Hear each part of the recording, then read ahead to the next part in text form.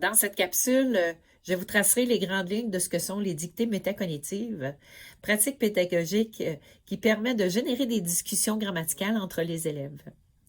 Les dictées métacognitives permettent justement aux élèves de verbaliser leurs doutes, de justifier leur raisonnement grammatical, d'exploiter les manipulations syntaxiques et de résoudre des problèmes grammaticaux.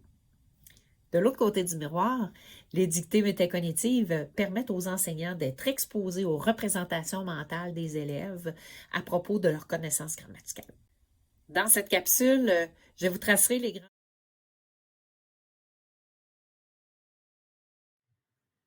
Voici les étapes de la dictée zéro faute. Première étape, l'enseignante fait la dictée d'un court texte aux élèves. Ensuite, les élèves écrivent une phrase à la fois.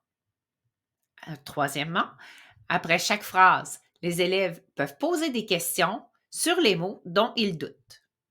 Quatrièmement, les élèves cherchent des solutions en participant à une discussion animée par l'enseignant.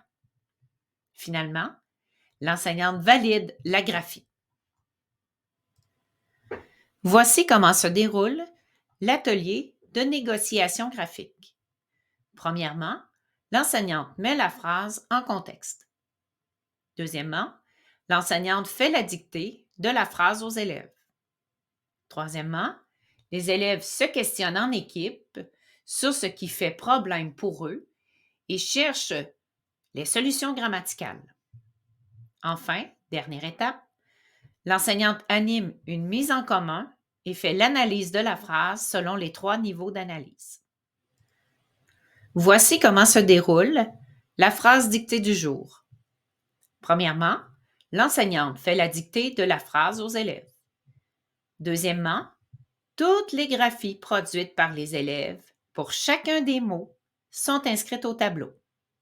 Troisième étape, l'enseignante discute avec les élèves de l'orthographe qui convient pour chacun des mots. Voici comment se déroule une activité dictoglosse.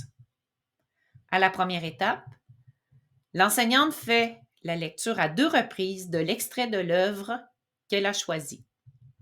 À la deuxième étape, les élèves prennent en note des mots-clés du texte sur des papillons adhésifs, par exemple.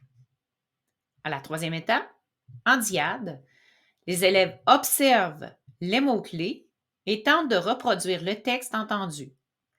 Ils ont droit d'en changer la structure. Finalement, un partage en grand groupe se fait et la classe analyse les différents écrits.